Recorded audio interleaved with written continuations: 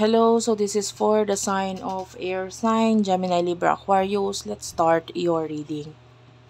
Sa mga hindi pa nakaka-subscribe sa channel, pahit na lang ng subscribe button guys. Ma-appreciate ko lahat ng likes and comments. Yan, lalo na yung comment ninyo, no? Nagpapakita kasi yun ng malaking suporta sa akin, kung alam nyo lang guys. And by the way, meron akong TikTok. Pwede kayo mag-avail ng mga products na available sa akin doon. Mga crystals, bracelets, ayan, mga pangontra at pampaswerte meron din. And ayan, yeah, like this. So, meron ako Millionaire's Oil. So, meron ang smaller version na available doon. That is to attract money. So, for air sign, simulan na natin yung reading guys.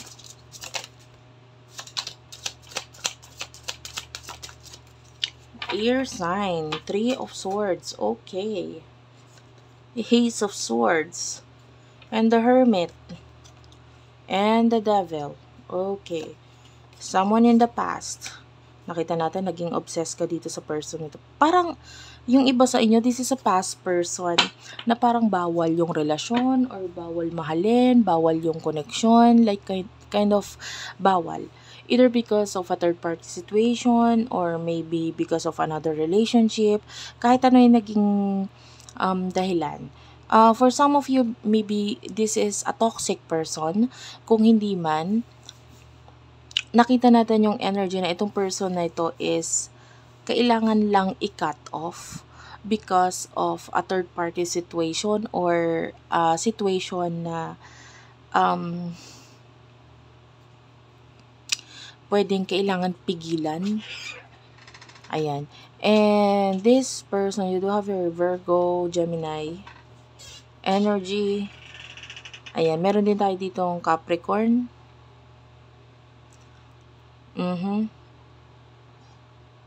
Some of you could be a very busy person. Ito yung energy mo, nakukuha natin dito with the King of Wands. And you're doing something na mas makaka-improve pa sa iyong pwedeng tahanan or sa iyong sarili.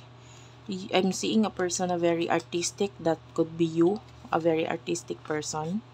Pwedeng magaling magluto or magaling mag-create ng mga bagay-bagay, magaling maybe a very talented, pwedeng marunong magtahe, marunong mag-bake, yan. And there's this person na still thinking of you. The Ace of Swords, this is about thoughts of this person. So, lagi kang iniisip nitong person na ito. Maraming pagkakapareho sa inyo eh. Sa totoo lang. Tell me about this person, please. Tell me about this person. For the sign of air sign.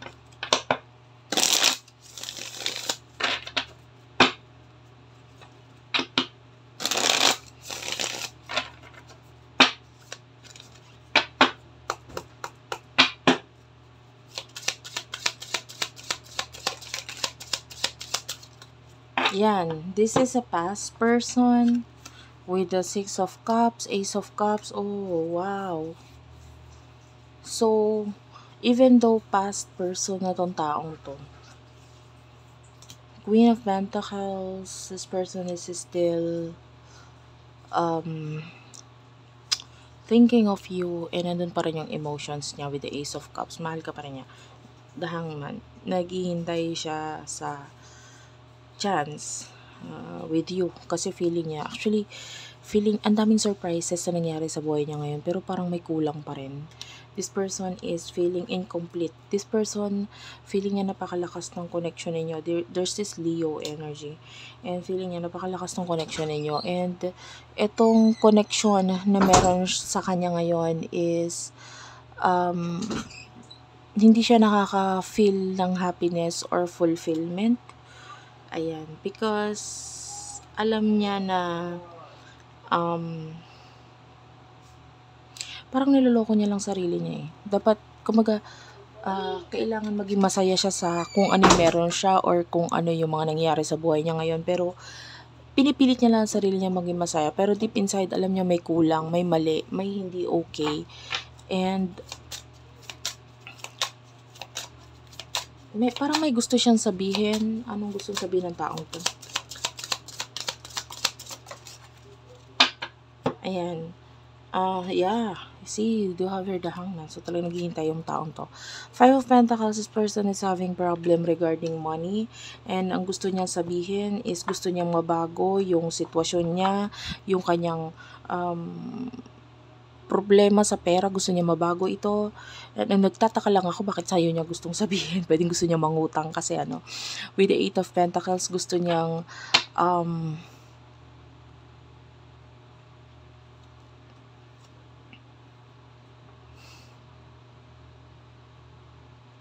I feel like gusto niyang magtrabaho. So, you could be dealing with the person who is jobless right now. So, gusto niya magkaroon ng trabaho.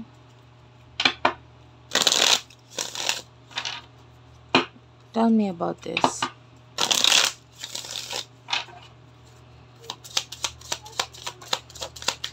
Maybe feeling niya ikaw yung makakatulong. Kaya gusto niya sabihin sa'yo yun. I don't know. Some of you, ganun na message eh. Four of Pentacles is here, so King of Swords, Eight of Swords, gusto niya ring umalis sa sitwasyon. And gusto niya sabihin sa'yo na gusto niyo umalis sa sitwasyon pero sa ngayon hindi siya handa. Hindi siya handa. Pwedeng natutunan niya na ang inyong connection kung ano meron sa inyo and maybe he or she feels like lalo nung may nag-end sa inyo, lalo niya na-realize kung ano yung halaga mo, kung ano ka sa buhay niya. And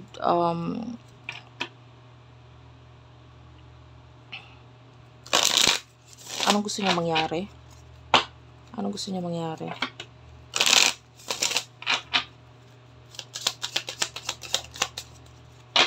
Okay, gusto niyang Page of Swords. Gusto niyang ibalik yung nakaraan. This person wants to impress you.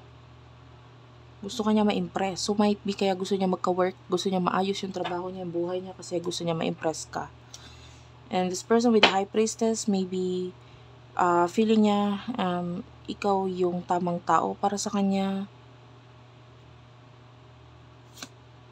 And you do have the World. Kung may distance sa inyong dalawa,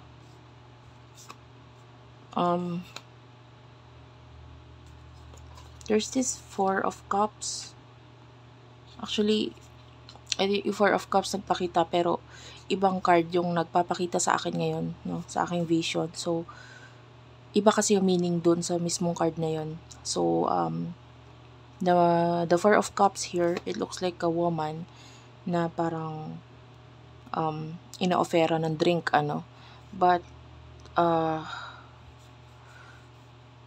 the energy doon sa nakikita ko is like naghihintay siya ng tamang pagkakataon or ng tamang time, ng tamang kung may pagkakalayo sa inyo, gusto niya magkaroon ng pagtatagpo, pagkikita ulit. Yan. And, or kung hindi naman kayo magkalayo, this person wants to travel with you. Pwedeng ganun. Gusto niya mag-travel kasama ka. So, might be kaya gusto niyang mag-work or gusto niya makaipon. Yan. So, what will happen in the near future for you, air sign? Ten of Swords. There's going to be an ending here with the Page of Wands, a communication. The Judgment is here. Tell me about the Judgment. Nakakita tayo dito ng changes pagdating sa weight. So, some of you magigain, yung some of you maglulose. And, changes yon. Depende sa'yo, sa kung anong gagawin mo. Yung iba, may mga bibigat, may mga, yung iba, may mga liliit ng konti, may papayat. Ano. And, because with the judgment, it looks like, regarding the weighing scale, the Five of Swords is here. So, yan, may mga alterations or pagpapalit ng damit, ng wardrobe. Nakakita rin tayo ng ganyan in the near future. So, yung Ten of Swords pwedeng ending of mga bagay na hindi nakakabuti para sa'yo. Okay? So, yeah, can you see this? It's like the Page of Wands. Page of Wands kasi ang energy niyan medyo bata, ano. And it's looking at the cake with the devil. Medyo masama or hindi magandang food for you. Hindi nakakabuti. So, it's like with the Ten of Swords, pwedeng i-end mo yung mga bagay na yon.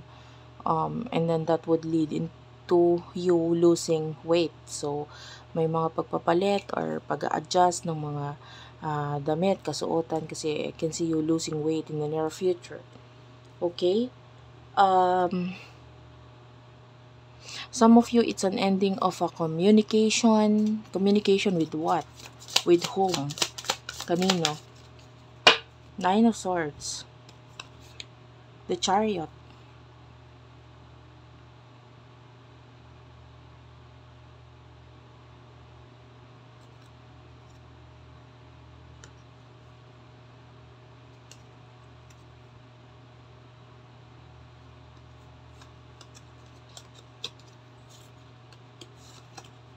Regarding a person na pwedeng hindi kayo okay, kalaban, kaaway,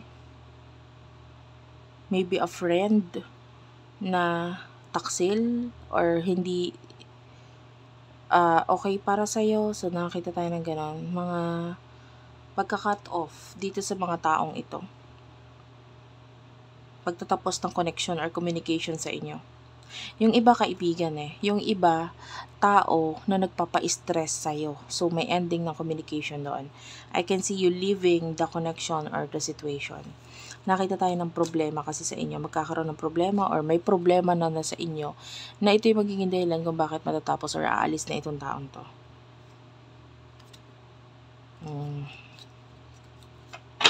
So, may taong aalis na I'm hearing kapitbahay. So, yung iba may kapitbahay na aalis. Or kalaban sa negosyo, kalaban sa trabaho, ganun. May pag-alis na mangyayari in the near future.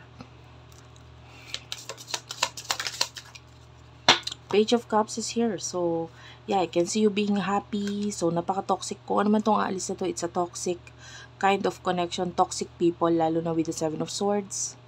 Kasi may mga sinasabi sila na hindi maganda laban sa'yo, or ikaw ito na parang may mga sinasabi ka ng mga hindi maganda laban sa kanya. So, parang basta hindi kayo okay. Yon, literal. So, kung may tao kang gustong maalis sa buhay mo, ito yon. Ito yung taong yun. Why? Kasi talagang hindi naman talaga kayo okay. And with the Ace of Pentacles, I can see new beginning sa'yo. With the Hangman, kung ano man ito hinihintay mo in the near future, it will happen with the Two of Pentacles. Nakikita natin ito yung ipaprioritize mo in the near future. Nakakita tayo ng success sa'yo. Malapit na matapos ko ano man yung mga bagay na pwedeng nagpahirap sa'yo noon. Which is pwede may kinalaman nga dito sa taon to. And I can see you looking beautiful in the near future. Kasi nagfo-focus ka talaga sa pag-aayos sa sarili mo. You're feeling good. Pinaka-importante, you will feel good in the near future. Mararamdaman mo yung feeling na gusto ko yung sarili ko ngayon, mahal ko yung sarili ko ngayon.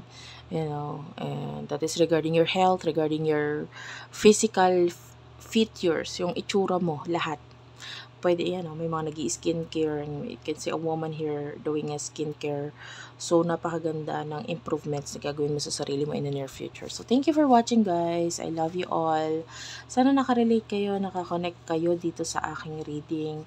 And hopefully, ay nakuha ninyo yung mga messages sa inyo. And please do comment down below. Sobra ko po na-appreciate yung comment, hindi nyo lang alam. Sobra yan nagpapangiti, nagpapasaya sa akin. Sana po ay i-follow nyo rin ako sa TikTok. Ayan, if you want to avail itong aking TikTok, sa TikTok shop ko po, meron akong, and kung wala kayong TikTok, maybe Shopee, ayan, makipag-connect na lang kayo.